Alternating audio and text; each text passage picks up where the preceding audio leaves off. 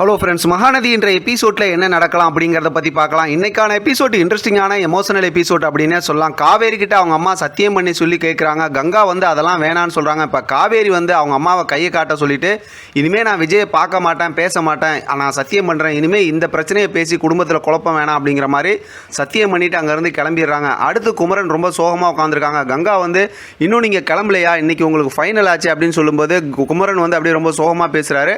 அதுக்கப்புறம் பாட்டி எல்லாரும் பேசி ஒரு மாதிரி குமரனை ரெடி பண்ணிடுறாங்க. எல்லாத்துக்கிட்டும் வந்து சொல்லிவிட்டு அங்கேருந்து குமரன் வந்து கிளம்புறாங்க. இப்போ பார்த்தா அந்த பழைய வீட்டை காட்டுறாங்க. அங்கே பார்த்தா வெண்ணிலா வந்து ஒரு கிஃப்ட் எடுத்து வச்சுக்கிட்டு இது விஜய் கொடுத்தது அப்படிங்கிற மாதிரி பேசுகிறாங்க. இப்போ விஜய் வந்து பேசிக்கிட்டு இருக்காங்க. ஆனால் என்னோட கிஃப்ட்லாம் எங்கே அப்படிங்கிற மாதிரி கேட்கும்போது நீ தான் யோசிச்சு சொல்லணும் அப்படிங்கிற மாதிரி சொல்கிறாங்க. இப்போ பார்த்தா அந்த நர்ஸ் வந்துடுறாங்க, வெண்ணிலாவை கூட்டிகிட்டு போயிடுறாங்க. அடுத்து தாத்தா விஜய் கிட்ட பேசுகிறாங்க. வெண்ணிலா விஷயமா என்னப்பா யோசிச்சு வச்சிருக்க அப்படின்னு கேட்கும்போது வெண்ணிலாவுக்கு சரியானதுக்கப்புறம் அவங்க பேரண்ட்ஸோட கொண்டு போய் அமுச்சு விட்ருவேன், அதுக்கப்புறம் நான் காவேரி கூட தான் இருப்பேங்கிறதுல நான் கரெக்டாக முடிவெடுப்பேன் அப்படிங்கிற மாதிரி சொல்கிறாங்க. அதை கேட்டு தாத்தாவும் சந்தோஷப்படுறாங்க. ஆனால் இப்போதைக்கு எதுவும் பேச வேணாம், கொஞ்சம் பொறுமையாக பேசலாம் அப்படிங்கிற மாதிரி சொல்லும்போது விஜய் இருந்து நான் எந்த பிரச்சனையும் வராமல் காவேரி பார்ப்பேன், பேசுவோம்ப்பா தாத்தா அப்படின்னு சொல்லிட்டு அங்கேருந்து கிளம்புறாரு. இப்போ பார்த்தா அந்த கதாநாயகன் ஷூட்டிங்கை காட்டுறாங்க. அங்கே பார்த்தா குமரன் வராரு. குமரன் வந்ததுக்கப்புறம் குமரன் கொஞ்சம் சோகமாகவே இருக்கார். என்னன்னு கேட்குறாங்க. அப்போ வந்து இன்றைக்கான கான்செப்ட் வந்து சோகமான கான்செப்ட்டு அப்படிங்கிற மாதிரி சொல்லிடுறாங்க. இப்போ பார்த்தா காவேரி வீட்டில் எல்லோரும் இருக்காங்க.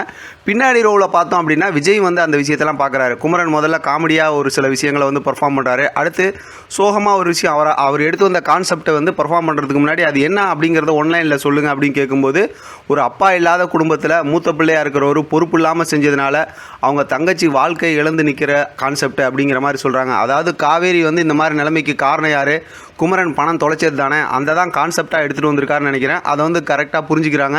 விஜயும் அதை கேட்டதுமே அப்படியே அந்த பக்கத்து கண் கலங்குறாரு. காவேரி இந்த பக்கத்து கங்கா எல்லாரும் அப்படியே கண் கலங்கி அதை யோசிக்கிறாங்க.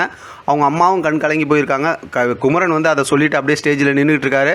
அதோடு பார்த்தா இன்றைக்கான எபிசோட் முடிச்சிருக்காங்க. ஆக மொத்தத்தில் பார்த்தோம்னா அடுத்து வர கதை எல்லாமே எப்படி வேணால் எதை வேணால் கொண்டு வந்து நம்மளை சுவாரஸ்யமாக கதையை கொண்டு போவாங்க. அதனால் நம்ம கெஸ் பண்ணி இதுதான் நடக்கும் அப்படின்னு பேசுகிறது இனிமேல் கொஞ்சம் குறைவாக பேசினாவே நல்லாயிருக்கும். ஏன்னா இனிமேல் இருக்கக்கூடிய கதை எல்லாமே எப்படி மக்கள் பார்க்குறாங்க, ரசிக்கிறாங்க அப்படிங்கிறத வச்சு தான் டைரக்டர் கொண்டு போவார் அப்படிங்கிறது நம்மளால் நல்லா புரிஞ்சிக்க முடியுது. அடுத்தடுத்து வரக்கூடிய மூமெண்ட் ஒன்று நமக்கு ப்ரொமோ வரணும், அப்படி இல்லாட்டி ஷூட்டிங் ஸ்பாட் ஏரியாவில் ஏதாவது ஒன்று நமக்கு ஸ்ட்ராங்கான ஒரு ஹிண்ட் கொடுக்கணும். அதை வச்சு மட்டும்தான் இனிமேல் நமக்கு அந்த ஸ்டோரி வந்து அடுத்து என்னங்கிறத நம்மளால் கரெக்டாக கெஸ் பண்ண முடியும்.